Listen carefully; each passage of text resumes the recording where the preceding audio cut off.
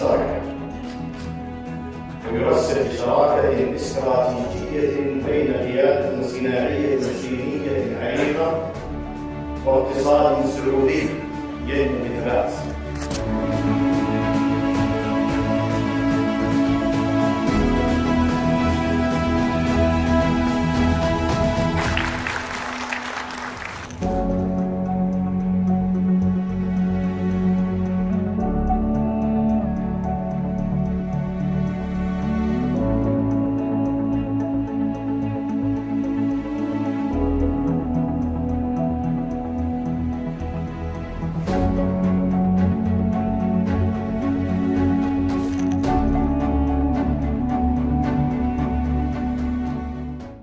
Everyone said you can't build a $200 billion empire on peace. Someone just did it anyway. While traditional development approaches struggle to deliver real change, Dr. Rashid Osman and World Peace Development Holdings have created something entirely different. They call it the Peaceism ecosystem, and it's turning everything we know about mega-scale development upside down. In Laos, they've just signed the largest foreign investment agreement in the country's history. Over $200 billion dedicated to transforming an entire nation's economy. But here's what makes this revolutionary. Instead of extracting resources, they're building integrated systems. Renewable energy, healthcare, education, industrial zones, all connected through what they call peace-driven development. The Lao Prime Minister called it transformative. International observers say it could become the model for sustainable growth in emerging economies.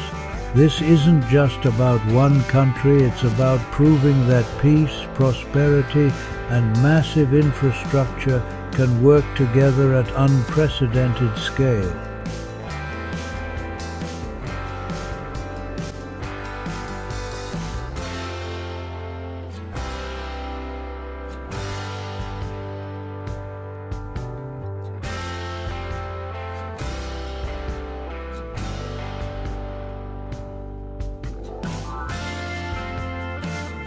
World Peace Development Holdings builds mega-scale, peace-driven ecosystems with governments and private partners. The approach aligns infrastructure, industry, and social services to create jobs and resilience. At the center is people access to work, food, healthcare, education, housing, justice, and safety. Peace isn't abstract, it's dignity, protection, and equal opportunity. Join the Peaceism ecosystem. Learn, partner, and co-build the blueprint for sustainable prosperity. The Peaceism ecosystem is an operating system for national development. It coordinates governments, private partners, and communities in one integrated frame. Employment. Large-scale jobs and skills pipelines power long-term growth. Food. Regenerative agriculture and smart logistics for secure supply. Healthcare. Universal access and preventive care systems. Education. Lifelong upskilling for an adaptive workforce. Housing. Affordable, resilient, community-centric design. Justice. Transparent governance and rights protections. Safety, conflict resolution, disaster readiness, and cybersecurity. Peacecoin is the digital rail for transparent value distribution. It's not an investment contract. Coins are allocated based on human existence and community effort. Assets and decisions are recorded for auditability and public trust.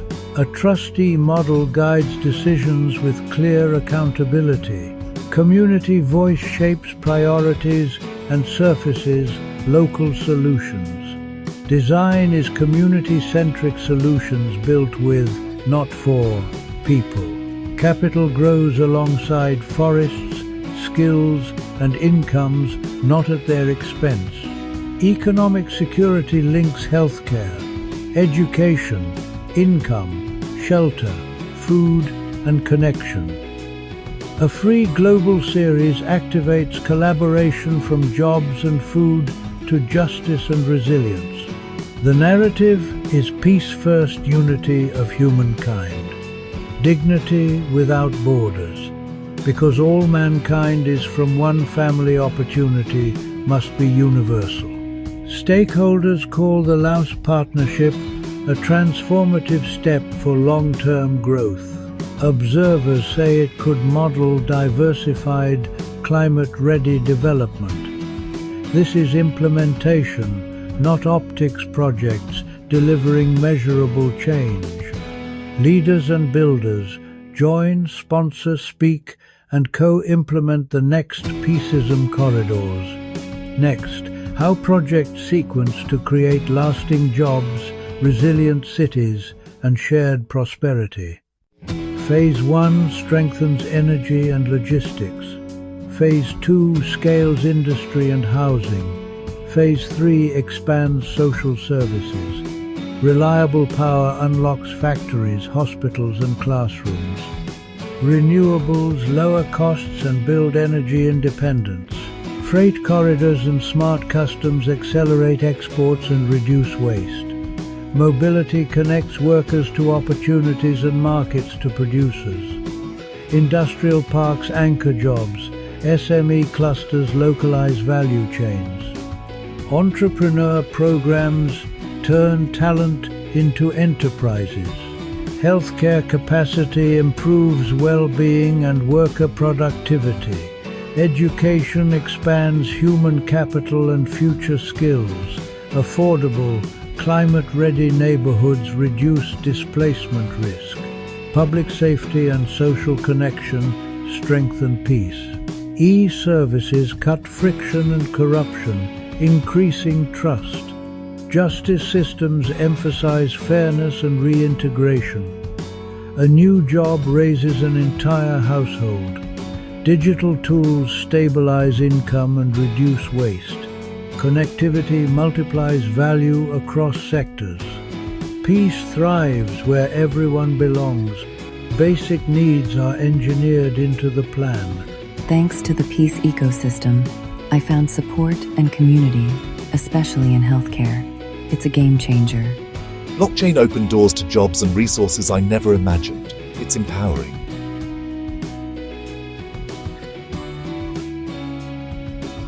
Visit the Expo series, partner on corridors. Let's turn peace into prosperity. We build for those who come after us. Clean power fuels opportunity. Care for all protects dignity. Skills for tomorrow unlock prosperity. Peace is measurable when lives improve transparently and at scale.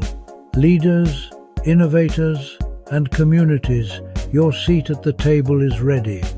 Equity by design, not by chance. Employment, food, healthcare, housing, education, justice, safety. Humanity first. Love, peace, joy. Unity without prejudice or borders.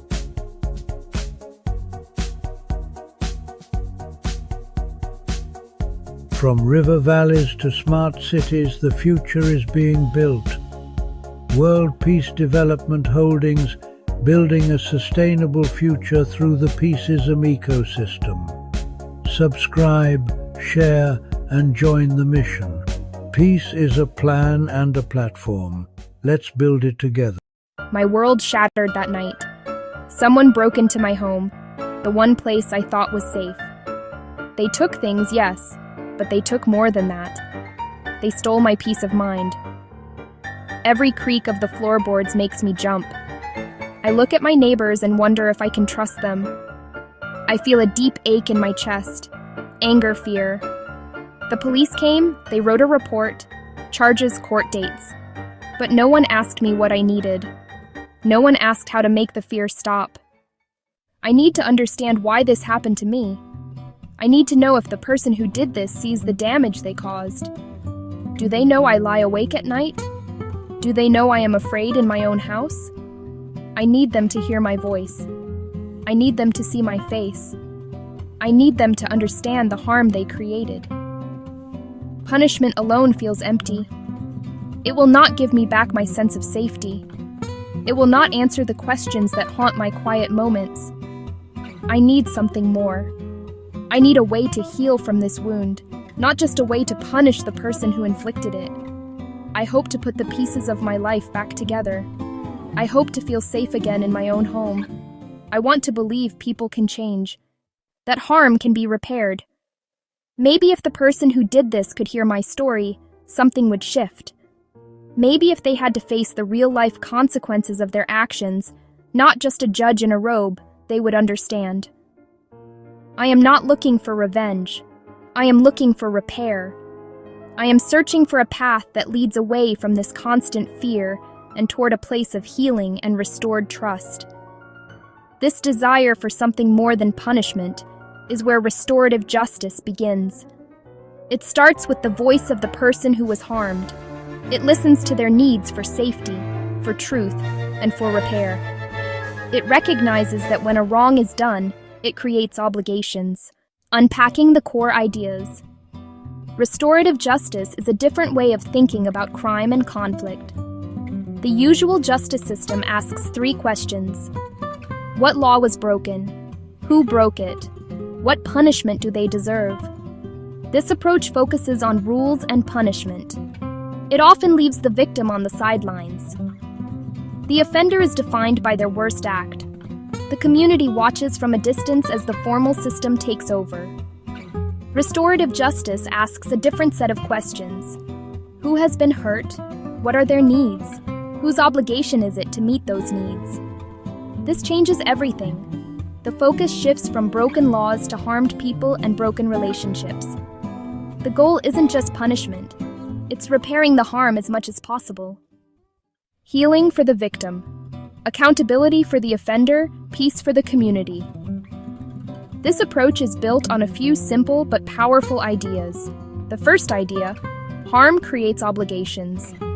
The person who caused the harm must understand the impact and do what they can to make things right.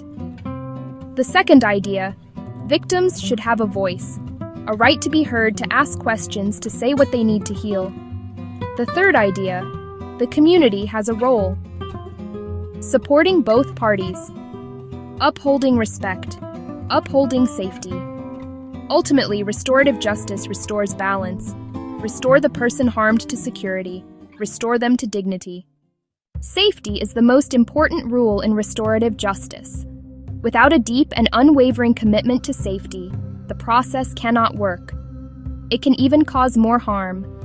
This means the physical, emotional, psychological well-being of every participant, especially the person who was harmed. They must be the top priority at all times. Before any meeting happens, careful preparation must be done. Create a safe container for the difficult conversation. The principle of consent is central to ensuring safety. No one can be forced to participate. The person who was harmed must voluntarily agree to take part. They have the right to say no at any time, for any reason. They also have the right to choose how they participate. They might not want to meet the offender face to face. They could choose to write a letter to be read aloud. They could have a trusted friend or advocate speak for them. Giving the victim control over their participation helps restore agency. A trained facilitator plays a critical role in establishing and maintaining safety. This person is not a judge, but a guide. The facilitator meets with the victim separately. The facilitator meets with the offender separately. They listen to each person's story. They explain the process clearly. They set ground rules for respectful communication. During the meeting, the facilitator ensures rules are followed. No one is shamed, no one is blamed, no one is interrupted. The facilitator's calm and steady presence helps everyone feel secure enough to speak honestly and vulnerably. The restorative meeting, often called a conference or a circle, is the heart of the process. It is a carefully structured conversation designed to allow for truth-telling and problem-solving. It is not an argument or a debate. It is a guided dialogue with a clear purpose, to address the harm and decide together what needs to be done. The structure is simple but powerful. The meeting begins with the person who was harmed. They share what happened and how it affected them. Next, the person who caused the harm responds, acknowledges, and accepts responsibility. Afterward, the group creates a plan: apology, restitution, service, counseling, and writes clear steps everyone agrees on. Accountability in the traditional justice system often means one thing: punishment. It is about serving time, paying a fine, or following probation rules. Often, offenders never face the person they hurt or take personal steps to make things right. This is passive accountability. Restorative justice is active and relational. It asks three things: understand impact, take responsibility, take action to repair. This is more demanding than simply accepting a punishment. It requires courage, empathy, and effort, Making amends is the tangible part of this active accountability. If a teen vandalized a park bench, amends can go beyond paying for it. Working with the parks department for a month, writing a respectful apology, completing realistic tasks, related to the harm, respectful to the victim, and achievable for the offender. Active amends can restore self-worth and connection. Studies show restorative processes can lower reoffending by building real understanding of consequences. The power of restorative justice is best seen in small, real-life examples. Imagine a group of students who spray-painted graffiti on the wall of a local grocery store. The store owner was angry and felt disrespected. The police caught the students. Instead of juvenile court, they referred the case to a restorative circle. He shared how he built his business and how the graffiti hurt him and scared customers. The students listened, saw him as a person, and one by one apologized. Together, they made a plan. They cleaned the wall and repainted. They worked inside to understand the business. The harm was repaired and a lesson learned. Consider another story: a stolen bicycle. A young woman's only transportation to work was taken. She was devastated. The thief, a teenager from the neighborhood, was caught. In the conference, she described the impact. She had to spend on bus fare and was late to work twice. She felt violated and insecure. He had never thought about these consequences. He stole to help with family bills, not an excuse, but context. He agreed to work part-time at a community center to earn money to pay her back. The director offered the job on the spot. She got her money back. The teen got a job and a mentor, and the community turned harm into an opportunity for growth and connection. Restorative justice is powerful, but it is not a magic solution for every situation. It requires willing participants. If the victim declines or the offender refuses responsibility, it cannot proceed. Severity matters. In cases like murder or severe sexual assault, RJ is complex, risky for re-traumatization, and must be led by highly skilled facilitators.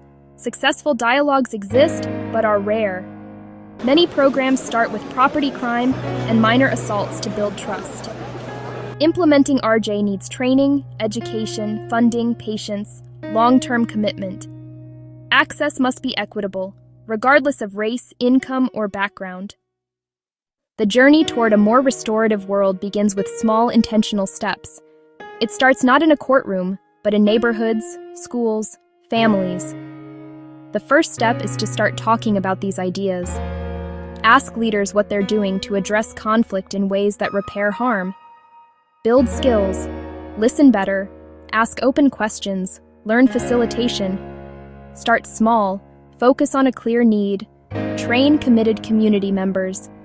Partner with courts and police while maintaining community ownership. Grow steadily, be transparent, and keep equity at the center. What does it mean to be human? It means we possess an inherent right to dignity, safety, freedom simply by virtue of our existence. These are not privileges to be earned, but fundamental truths that should protect every single one of us, no matter where we are born, what we believe, who we love. Yet, as we stand here today on November 13th, 2025, this promise feels more fragile than ever. The drumbeat of injustice echoes across continents, a somber reminder that the rights we hold so dear are not universally guaranteed. They are under constant threat, and their defense requires our constant vigilance and unwavering commitment. The scale of this challenge is not a matter of opinion. It is a stark, measurable fact. The World Justice Project reports that more than 5 billion people have unmet justice needs, meaning they cannot access legal help for problems ranging from land disputes, intimate partner violence. Think about that number. It is more than half of the world's population living without the basic protection of the law. This essay is not meant to be a lament, but a roadmap. It promises a clear story to ground us in the human reality of this crisis, and it will lay out 3 concrete, achievable actions we can all champion to fortify the rules that safeguard us all. The fight for human rights is not a distant, abstract battle waged by diplomats in quiet rooms. It is a deeply personal struggle that touches the core of our shared humanity.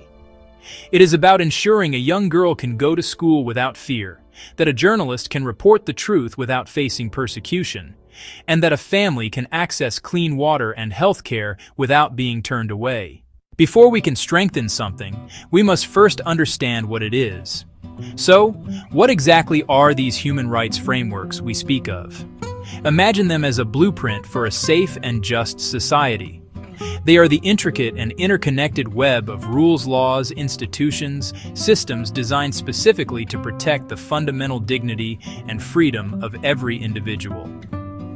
At the international level, this blueprint includes the Universal Declaration of Human Rights and various United Nations treaties. These treaties are powerful promises to protect rights like free expression, the right to a fair trial, and access to education and health care. These international promises are only as strong as their national foundations. Diagram: how international treaties connect to national laws, courts, and local community support centers. The framework extends into a country's constitution, its laws, and its judicial system. It includes national statutes outlawing discrimination, the courts that provide a fair hearing, and police forces tasked with protecting citizens, not harming them. The blueprint is not just paper and ink. It is also made up of living, breathing institutions. Independent national human rights commissions, non-governmental organizations advocating for the vulnerable, and local community centers, providing direct legal aid and support to those in need. When this entire system works in harmony, it is a beautiful and powerful thing. A person who has been wronged can find a clear path to justice. They can point to a specific law that protects them, find a lawyer to help them navigate the system, and trust that a judge will rule fairly based on the evidence. The framework acts as a shield, deflecting the blows of injustice and abuse of power. Unfortunately, in too many places, this blueprint is ignored, or the structure is built with faulty materials. Frameworks fail when laws have loopholes that allow for discrimination, or when they are written in such complicated language that ordinary people cannot understand their own rights. They crumble when the courts are not independent, when police are corrupt, or when leaders simply decide to ignore their own country's legal and international obligations. The framework becomes a hollow promise, a beautifully drawn plan for a house that was never built. To truly grasp why these frameworks matter, we must move beyond abstract concepts and see the world through the eyes of someone whose life depends on them. Let me tell you about a young woman named Lena. She lived in a small, rural town, far from the capital city where laws are made and debated. Her family worked the land, earning just enough to get by, but they had very little in savings. The village was picturesque, but it lacked the basic infrastructure that many of us take for granted. There was no local health clinic. One day, Lena fell seriously ill with a respiratory infection that required urgent medical attention. The local law, on paper, guaranteed a right to health care for all citizens, but it provided no mechanism for how that right could be accessed in remote areas. No mobile clinics, no travel subsidies, no system to keep medicines stocked outside major cities. The human rights framework that was supposed to protect Lena had a gaping hole in it, a blind spot for people living in poverty and in rural communities. Feeling desperate, Lena's father tried to file a complaint with the local authorities, asking for assistance. He was met with indifference and bureaucracy. No designated office handled such grievances, no one to guide him through petitioning for his daughter's rights. He was told these things take time and that there was no budget for special cases. The fear of speaking out was palpable. Challenging local officials could bring repercussions for his family. The system was not just failing to help, it was actively discouraging people from seeking the help they were entitled to. Lena was trapped by the very framework designed to free her. The first and most fundamental pillar is to forge the laws themselves with both clarity and steel. The laws on the books are the very bedrock upon which all other protections are built. If this foundation is weak, ambiguous, or cracked, the entire structure is at risk of collapse. It is not enough to say we support human rights. We must translate that sentiment into precise, robust, and enforceable legal language. These laws must be easy for every citizen to understand, clearly defining who is protected, what rights they hold, and how those rights can be defended. Review national legislation to align with international standards, such as the Convention on the Elimination of All Forms of Discrimination against Women. Where gaps exist, new laws must be drafted and passed. Address urgent issues: online harassment, data privacy, climate justice, and the rights of displaced persons. A comprehensive domestic violence law should criminalize abuse, fund shelters, mandate police training, and create fast-track courts. Clarity is essential to access to justice. A clear law empowers a worker, protects a tenant, and equips a parent to demand promised resources. Laws must include duties for officials and consequences for inaction or abuse. Easy to comprehend and difficult to ignore. Having clear and strong laws is a critical first step, but without a robust system of enforcement and accountability, a promise is merely a suggestion. We need institutions that monitor compliance, investigate violations, and hold perpetrators accountable without fear or favor. Effective enforcement begins with an independent judiciary and a well-trained, rights-respecting police force. Accountability is bolstered by a free press and a thriving civil society. They must be protected, not persecuted. A national human rights institution can receive complaints, conduct inquiries, report publicly, and recommend reforms, if independent and well-funded. Internationally, mechanisms like the Universal Periodic Review create diplomatic pressure for change. International courts prosecute the most heinous crimes when national systems fail. From local to global, this web of accountability says, violations will not be tolerated and perpetrators will be held responsible. Accountability turns paper promises into lived protections. The third pillar is widespread access and awareness, because a right is not a right if people do not know or cannot defend it. Public campaigns through radio, television, and social media must use simple, accessible language. Education is the first line of defense and should begin early, teaching equality, respect, and inherent worth. Workshops can empower villages to understand rights to land, water, and participation. Tear down access barriers with free or low-cost legal aid, mobile clinics, local help desks, and confidential hotlines. Prioritize those facing the highest barriers. Translate materials, ensure accessible formats, and build culturally sensitive, trusted outreach. By spreading the word and opening every door to justice, we activate people power and strengthen the entire framework. Awareness plus access makes rights resilient, responsive, and real. In an interconnected world, no nation can safeguard human rights in isolation. Pandemics, climate change, economic crises, and mass displacement ignore borders and demand coordinated responses. Strengthening national frameworks is linked to robust international cooperation. Sharing what works saves time and resources. A country can share legislative texts, training manuals, and data with those just starting that journey. Richer nations should support others through financial aid, technical expertise, and capacity building. From independent judiciaries to fair elections, cooperation can seed durable institutions. When governments abuse their own people, international mechanisms investigate, document, seek justice, and apply pressure, even sanctions or humanitarian interventions. Partnerships must respect local context, working with civil society, community leaders, and governments to uphold universal principles locally. Securing freedom is a team sport. No nation can win it alone. While institutions hold formal power, the true engine of progress is people. History shows determined civic action can bend the arc toward justice.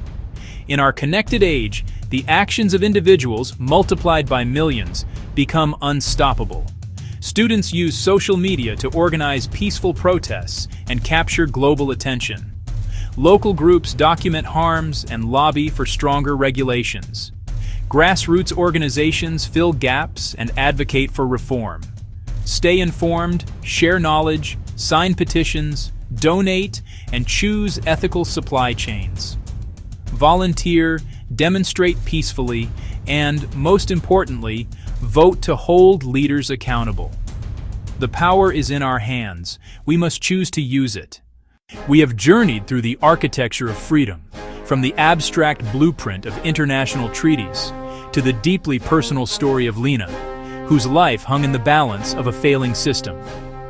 The path forward is built on 3 solid pillars: forging laws with clarity and steel, maintaining an unblinking eye of accountability, and throwing open the doors to justice through education and access. We cannot do this alone. It takes international cooperation and relentless civic action. For leaders, act now. Review and align national laws with universal human rights standards. Create and fund truly independent bodies to monitor and hold power to account. Invest in the infrastructure of justice, the clinics, the health centers, the schools that teach equality. For citizens, educate yourself and others. Raise your voice against injustice, online, in your community, and at the ballot box.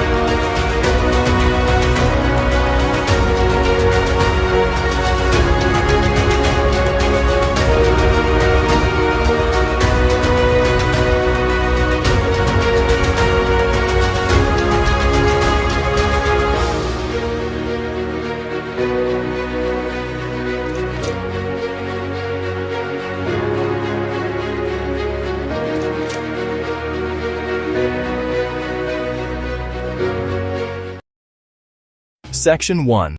Introduction. The urgent call for digital governance. In our rapidly changing world, the relationship between citizens and their government is more important than ever. People everywhere are asking for more than just basic services. They are demanding a government that is fair, responsive, and clear in its actions. They want to understand the decisions that shape their lives, from how their taxes are spent to how public health crises are managed. This desire for trust and clarity is not new, but the tools we have to achieve it are. Digital technologies now offer unprecedented opportunities to pull back the curtain on governance, making it more open, participatory, and accountable. This essay will explore how technology, specifically through digital transparency and open data, can fundamentally reshape government for the better, empowering citizens and enabling more effective public administration. When government operations are visible, they are improvable. When citizens are invited to participate, armed with information and accessible tools, they become co-creators of public solutions. Unpacking digital transparency. More than just open doors. At its heart, digital transparency means making government information and operations accessible, understandable, and usable through digital platforms. It goes far beyond files on request. It means proactively publishing datasets, budgets, public contracts, and performance metrics in open, machine-readable formats so a journalist, a software developer, a researcher, or an interested citizen can download, analyze, and repurpose without restriction. True transparency is not just about availability, it is about utility. Illuminate how decisions are made, how public money is spent, and how services perform in real time. Let residents follow projects from proposal to completion, flagging delays or overruns as they happen. Create clear digital channels for public participation. Transform government from a black box into a glass house, with simple language, interactive maps, and clear charts that empower the public. When government operations become more transparent, the benefits are tangible. Publishing budgets, contracts, and spending online deters mismanagement and waste. Public oversight pushes officials to be more scrupulous so resources reach their intended purpose. Performance data helps families choose better schools and healthcare, and helps governments improve service quality. Maps expose disparities, powerful evidence for equity-focused advocacy. Openness builds trust, countering misinformation and making systems feel fair. With trust, compliance and participation rise. Open data fuels innovation and economic opportunity. It unlocks value trapped in silos and builds more resilient, inclusive communities. At the foundation are open data portals, central libraries for standardized machine-readable datasets, census information, environmental measurements, government spending, and business registries. Raw data empowers analysis and public-serving applications. Dashboards transform complexity into visuals everyone can grasp. Track outbreaks in real time. See where tax dollars go. Visual aids enable broader engagement. No statistics degree required. Apps like SeeClickFix and Fix My Street let residents report potholes, broken lights, and missed pickups. Clear feedback loops build trust and efficiency. Thousands contribute ideas, deliberate, and co-create the public agenda. In Ukraine, the ProZorro e-procurement system made government contracting radically transparent. Before, insiders, opacity, inflated prices. Public scrutiny increased competition, saved billions, and boosted trust. Boston's BOS 311 geotags issues to the right department in seconds. Open data enabled pattern finding the city hadn't seen.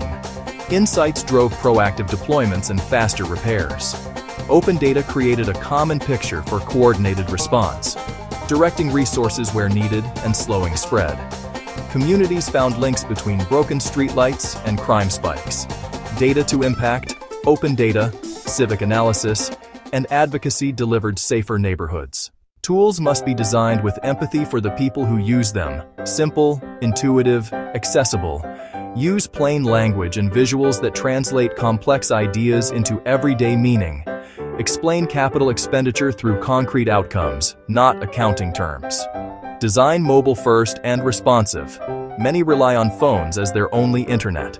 Meet accessibility standards so everyone can participate. Co-design with residents. Test prototypes. Build what solves real problems. Make reporting easy, show status, and close the loop. Lower barriers to finding answers. No special degree needed. Thoughtful, inclusive design turns possibility into democratic reality. The most prominent concern: protecting individual privacy. Inadvertent exposure can harm people and erode trust. Apply robust anonymization and aggregate data to protect individuals. Automated systems can encode historical discrimination. Biased data produces biased recommendations, amplifying unfairness. Use algorithmic transparency, regular audits, and human review for high-stakes decisions. Digital first must not become digital only. Maintain offline channels and invest in digital literacy. Centralized systems attract attackers. Breaches damage trust. Invest in cybersecurity, test regularly, and prepare clear response protocols. Leaders must champion openness, release data, even when it's unflattering, and act on insights. Frontline staff need training, resources, and cross-functional teams. Foster experimentation and blend policy with technology. Citizens, NGOs, and local groups turn data into action. Journalists are infomediaries, uncovering failure or success and informing the public. Universities and tech build evidence and usable platforms, spaces where developers, designers, and policy experts collaborate. Together, they create a resilient ecosystem for continuous improvement. The journey toward transparent, accountable, citizen-centered government is practical and can begin today. Publish budgets, procurement, and key service performance as open data. Create dashboards with clear goals and live status. Provide clear feedback channels and internal processes to respond. Invest in people. Train for data literacy and digital delivery. Citizens, ask for transparency. Use the data and organize around it. Measure success by outcomes in people's lives, not apps launched. Data empowers earlier interventions and meaningful participation. Together, we can harness technology to build open, fair, effective government that we all deserve. Across the globe, a quiet but pervasive crisis is unfolding, one that erodes the very foundation of our civic life. A profound lack of trust between citizens and the governments that serve them. Decisions are often made behind closed doors. Budgets are presented as impenetrable walls of numbers. The processes that shape our communities feel distant and obscure. This creates a fertile ground for suspicion, where citizens begin to assume the worst about how their money is spent and how critical choices are made. This erosion of trust is not merely a matter of public perception. It paralyzes progress, stifles civic engagement, and ultimately weakens the fabric of society. When people feel disconnected from their government, they are less likely to participate, collaborate, or believe in a shared future. This chasm of distrust, however, is not insurmountable. Tools capable of prying open the black boxes of bureaucracy and shining a light on public administration. These are not futuristic, unattainable solutions, but practical digital instruments deployable today to foster openness and accountability. From simple open data portals that make government information accessible to everyone, to complex systems like blockchain, creating immutable, tamper-proof records. The central promise is simple: make government actions visible, verifiable, and understandable to the people they serve. Imagine tracking your tax dollars from the moment they're collected to the exact school, road, or hospital they help fund.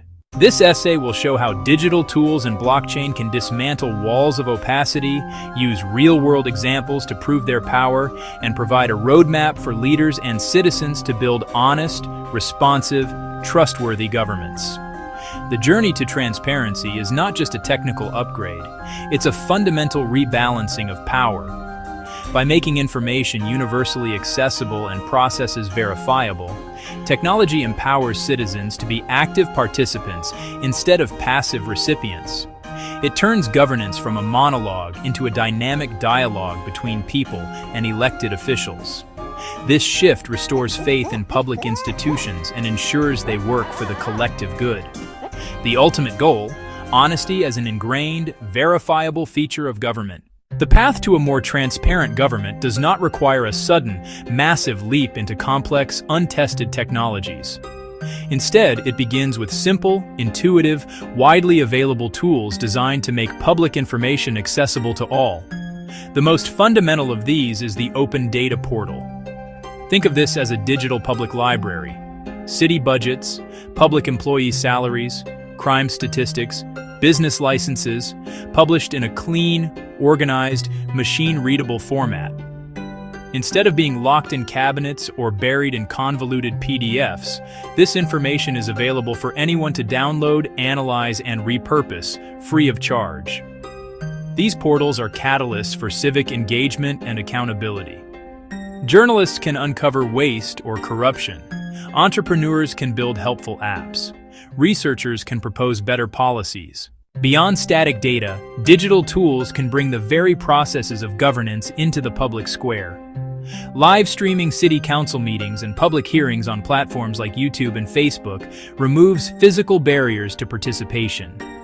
A working parent, a person with a disability, can now watch proceedings from home, submit questions in a live chat, and hear the debates that shape their community.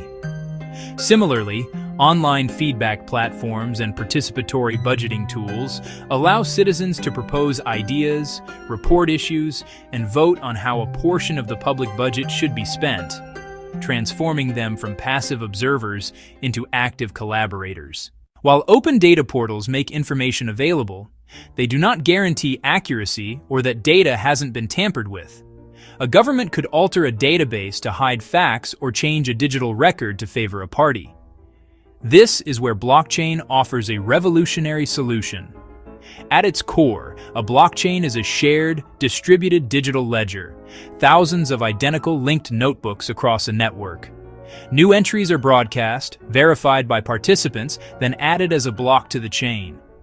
Each block is cryptographically linked to the one before it, creating a chronological, unbreakable chain. To alter a record, you'd need to change that block and every block after on a majority of computers, an incredibly difficult task. This structure makes blockchain immutable, ensuring the integrity of its information. Recording procurement end-to-end, initial bids to final payments, creates a permanent, auditable trail.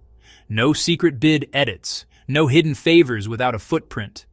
Land registries, aid tracking, even voting systems gain verifiable integrity. To see real-world impact, look to the Republic of Georgia.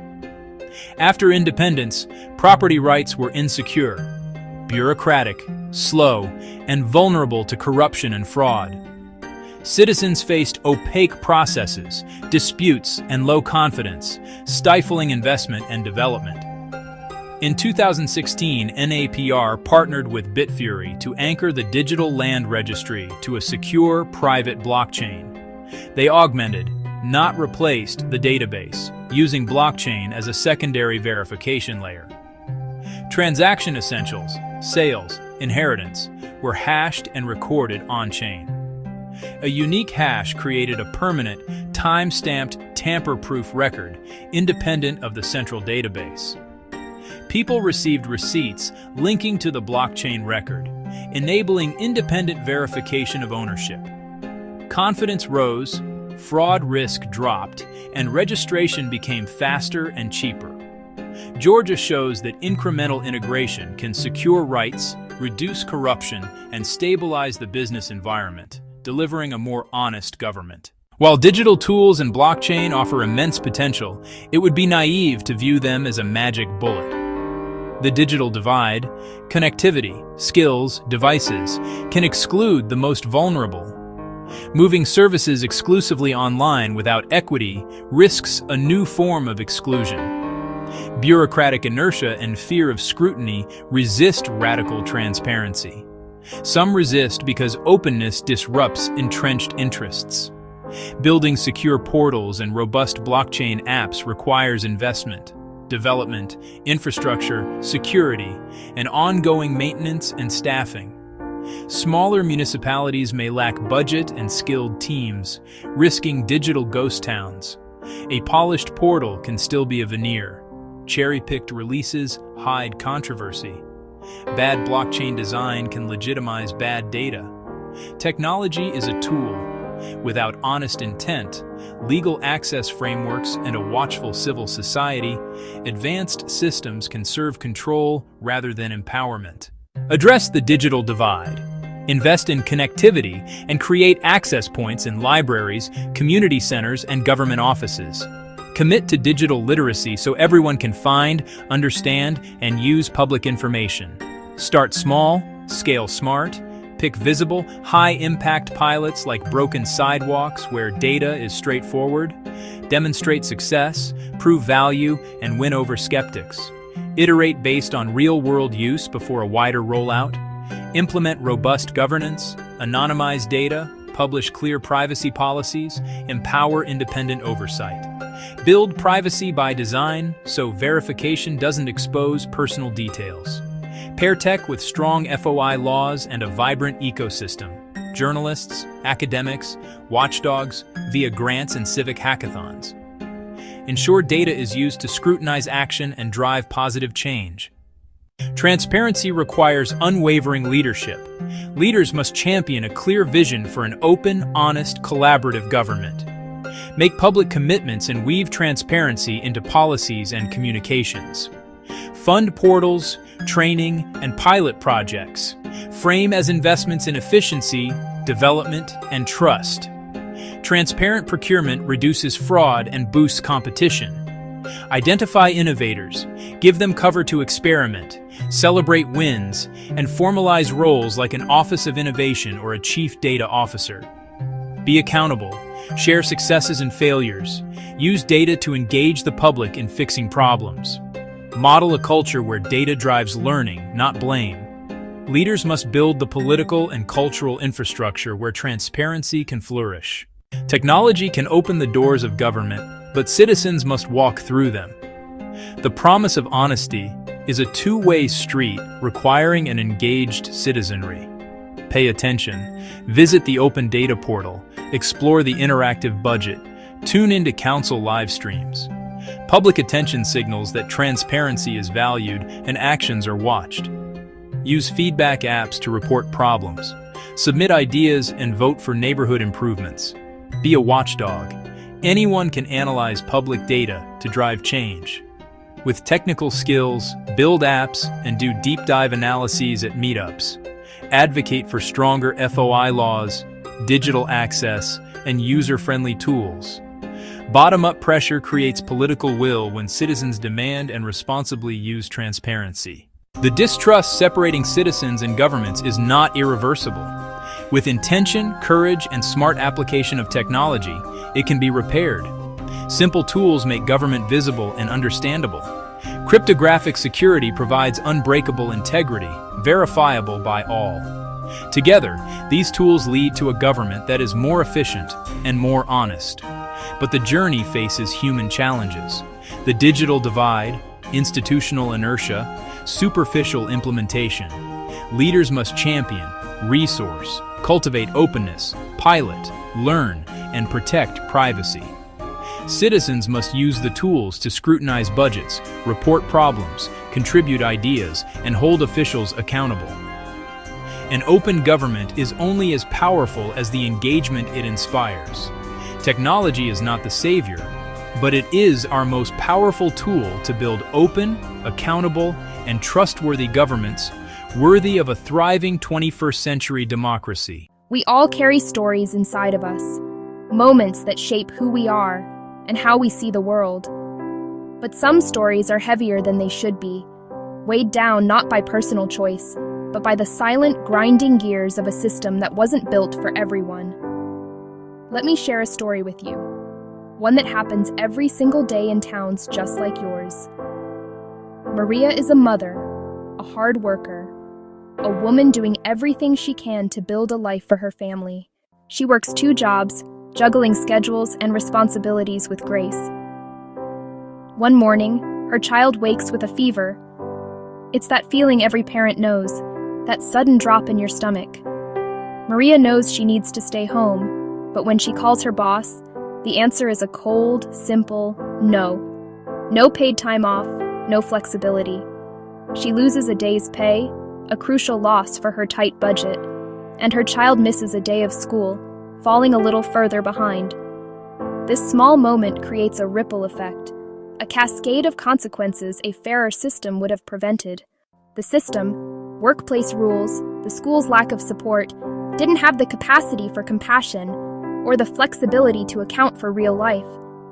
It treated her not as a human being, a mother with a sick child, but as a cog in a machine. This isn't just Maria's story.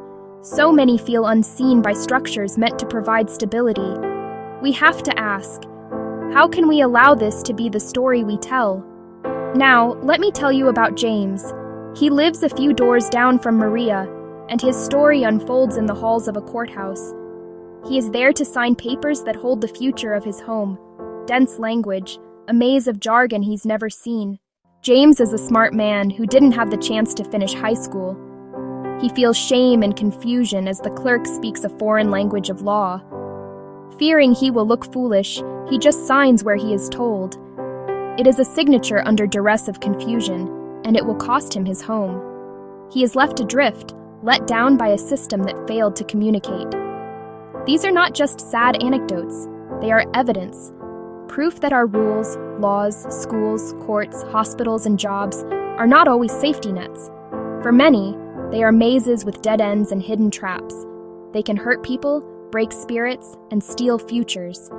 This is why we must talk about inclusive justice and equity. When we talk about building a better world, we use big, beautiful words.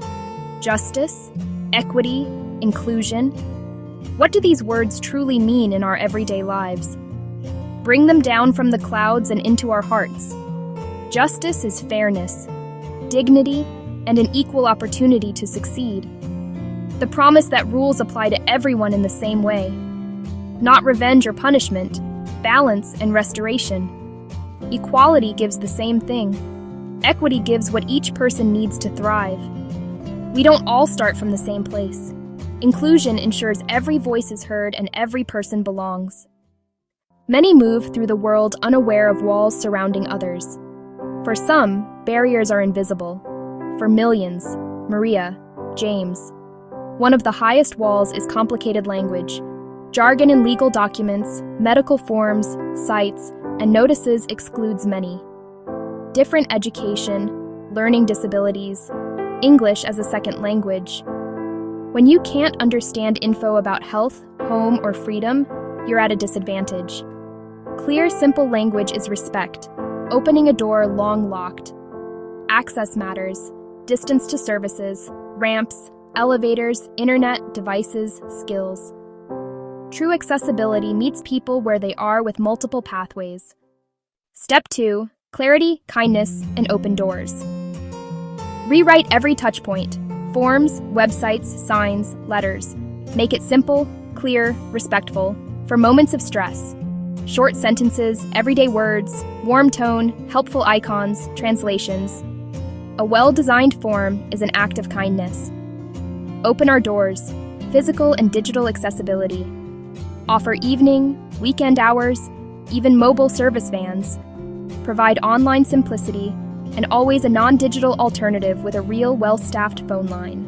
Remove hidden costs. Question every fee. Use sliding scales. Waive fees when needed. Respect people's time with efficient processes and staffing. We have listened. We have cleared the path. Now, design with people, not for them. Co-design. Move away from decisions made in isolation. Invite true experts, those who use the system, to co-create. Compensate time, expertise, contribution, review forms, test website prototypes, walk through new processes. That language is still confusing, or this step won't work with 3 kids. This builds trust. People become ambassadors for the system. Co-design ensures cultural competence and durable, beloved, responsive solutions we know will work, together. A city clinic with long, dense forms and long waits. People left without care. Leadership chose to rebuild with compassion. They listened, providing rides and childcare so stories could be heard.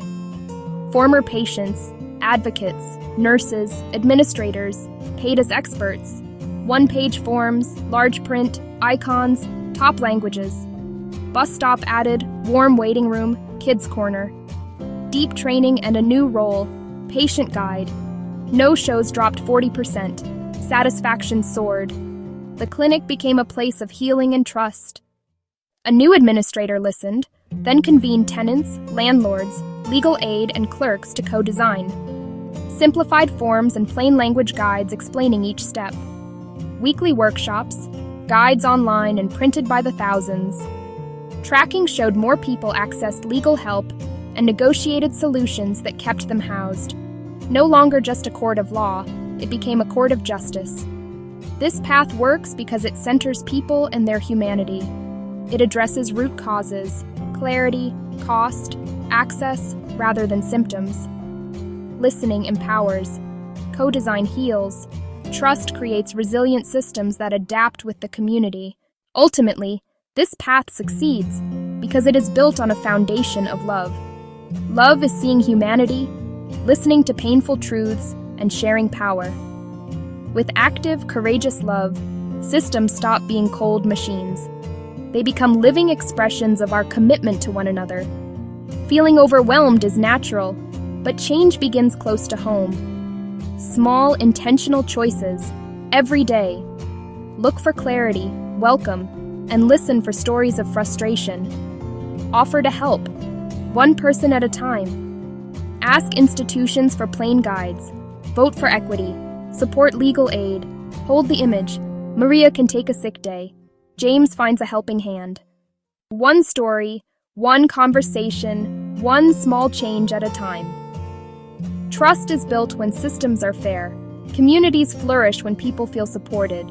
Fair systems unlock human potential. Fairness is not a favor. It is a fundamental right and the bedrock of a healthy society. Take one story. Tell it. Ask one question. Make one change. That is how we answer the call to hope. That is how we build a world that works for everyone.